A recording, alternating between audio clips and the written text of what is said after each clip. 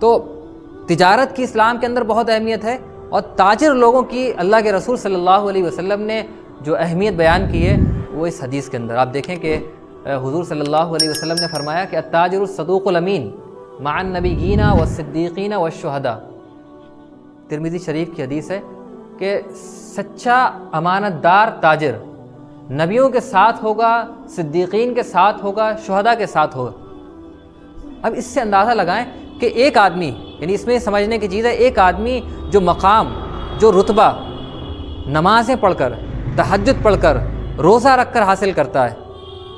وہ مقام، وہ رتبہ اور وہ مرتبہ ایک ایسے تاجر کو مل رہا ہے کہ وہ قیامت کے دن انبیاء کے ساتھ ہوگا، وہ قیامت کے دن شہداء کے ساتھ ہوگا۔ اس کی وجہ ہے جہاں پر بھی حدیث کے اندر کوئی فضیلت بیان کی جاتی ہے تو وہاں پر جس آدمی کے لیے فضیلت بیان کی جا رہی ہے وہاں اس کی بہت بڑی ذمہ داری بھی ہوتی ہے، وہاں اس کو بہت کچھ ادا بھی کرنا ہوتا ہے، تب فضیلت۔ اب ظاہر ہے مسجد کے اندر بیٹھ کر سچ بول لینا کوئی مشکل کام ہے، سچے لوگوں کے درمیان بیٹھ کر سچ بول لینا آسان ہے، لیکن جہاں جھوٹ عام ہو،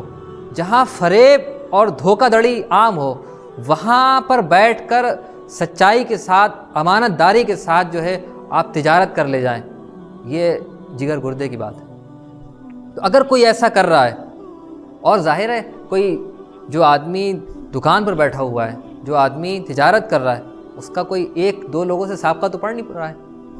درجنوں اور سینکڑوں لوگوں سے سابقہ پڑھ رہا ہے، اور ہر طرح کا آدمی ان سے ملنے آ رہا ہے، ہر طرح کا آدمی سامان خریدنے آ رہا ہے، تو سب کے ساتھ اخلاق کے ساتھ پیش آنا، سب کے ساتھ سچائی اور امانت داری کا معاملہ کرنا، یہ بہت مشکل کام ہے۔ تو اگر کوئی آدمی اس مشکل مرحلے کو آپ کہہ لیجیے کھرا اتر جائے تو اس کے لیے یہ فضیلت بیان کی گئی ہے کہ سچا اور امانت دار تاجر نبیوں، صدیقین اور شہداء کے ساتھ ہوگا، اور رسول اللہ صلی اللہ علیہ وسلم نے ایسا کر کے دکھایا ہے، یعنی حضور صلی اللہ علیہ وسلم کے نبی بنائے جانے سے پہلے ہی لوگ آپ کو صادق اور امین کہتے تھے، یعنی ظاہر ہے صادق اور امین اسی وجہ سے کہتے تھے کہ حضور کے جو مالی معاملات تھے، حضور کے آپس کے جو تعلقات تھے، اس میں حضور بالکل سچے اور امانت دار اترتے تھے۔ لیکن اگر ایسا نہیں ہے تو اللہ کے رسول صلی اللہ علیہ وسلم نے یہ بھی فرمایا ہے کہ تاجر لوگ قیامت کے دن فاسق اور فاجر اور گنہگار ہونے کی حالت میں اٹھائے جائیں گے، یعنی دونوں صورتیں ہیں۔ ایک طرف تو فضیلت بیان کی گئی ہے کہ اگر سچائی اور امانت داری کے ساتھ آ رہے ہیں، انبیاء، صدیقین، شہداء کے ساتھ، اور اگر یہ چھوڑ کر آ رہے ہیں سچائی اور امانت داری کی خوبی کو، تو پھر وہ فاسق اور گنہگار ہوں گے، سوائے ان لوگوں کے جو تقوی اختیار کریں اور سچائی اور پرہیزگاری کو اختیار کریں۔ تو دونوں چیزیں ہیں، یعنی اگر سچائی و امانت داری ہے تو پھر مقام ہے، مرتبہ ہے، اور اگر اس کو چھوڑ دیا تو پھر اس کے بعد جو ہے وہ وعیدیں بھی بہت سخت وارد ہوئی ہیں۔ اور ایک چیز یہ ہے کہ اللہ کے رسول صلی اللہ علیہ وسلم نے خود تجارت کی ہے، اللہ کے رسول صلی اللہ علیہ وسلم نے تجارت بھی کی ہے، زراعت، کھیتی بھی کی ہے، اور اللہ کے رسول صلی اللہ علیہ وسلم نے ملازمت، جاب بھی کی ہے۔ لیکن ان تینوں چیزوں میں اگر آپ دیکھیں گے تو جو اہم چیز ہے وہ تجارت ہے، یعنی قرآن میں بھی جس چیز کا زیادہ ذکر آیا ہے وہ تجارت آئی ہے۔ اللہ کے رسول صلی اللہ علیہ وسلم نے جو حدیثوں کو بیان کیا ہے اس میں خاص طور پر تجارت کا تذکرہ ہے، یعنی ظاہر ہے کھیتی کرنا کوئی برا نہیں ہے،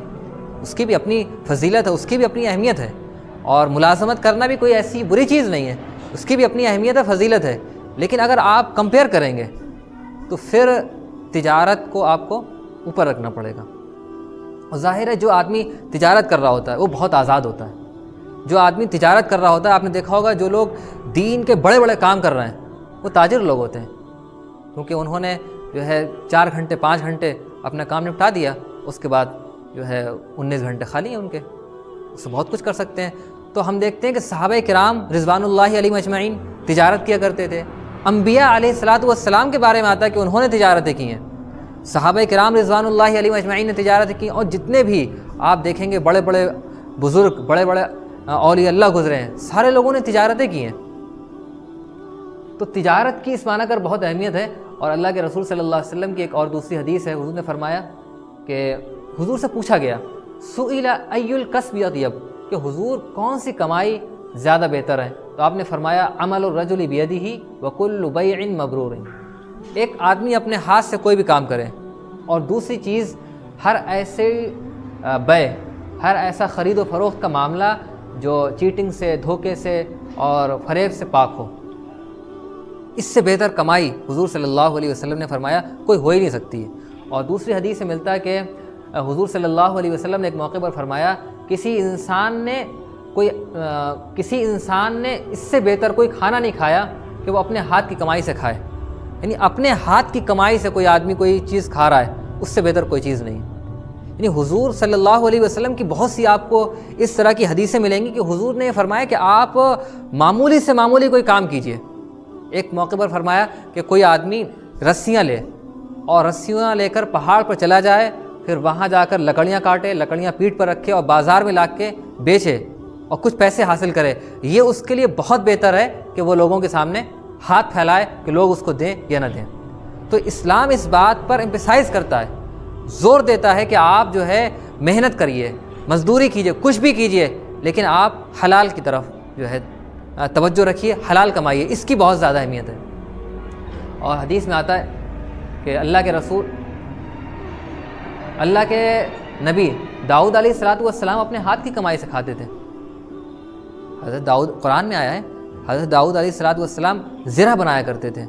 اور اللہ تعالیٰ نے لوہے کو ان کے لیے بالکل موم کی طرح بنا دیا تھا، تو بہت آسانی کے ساتھ جو ہے وہ زرہ بن جایا کرتی تھی اور وہ لوگوں سے فروخت کیا کرتے تھے اور اس سے کھایا کرتے تھے۔ تو بہرحال میں یہ عرض کر رہا تھا کہ اسلام میں تجارت کی کیا اہمیت ہے، کہ قرآن پاک میں تجارت کو عبادتوں کے ساتھ ذکر کیا گیا ہے۔ تجارت اور دعوت کا بہت گہرا رشتہ رہا ہے۔ انبیاء علیہ السلام نے تجارت کی ہے، حضور صلی اللہ علیہ وسلم نے تجارت کی ہے، صحابہ کرام نے تجارت کی ہے، اور حضور صلی اللہ علیہ وسلم کی جو حدیثیں ملتی ہیں اس میں بھی تجارت کو بہت زیادہ آپ کہہ دیجیے زور دیا گیا ہے۔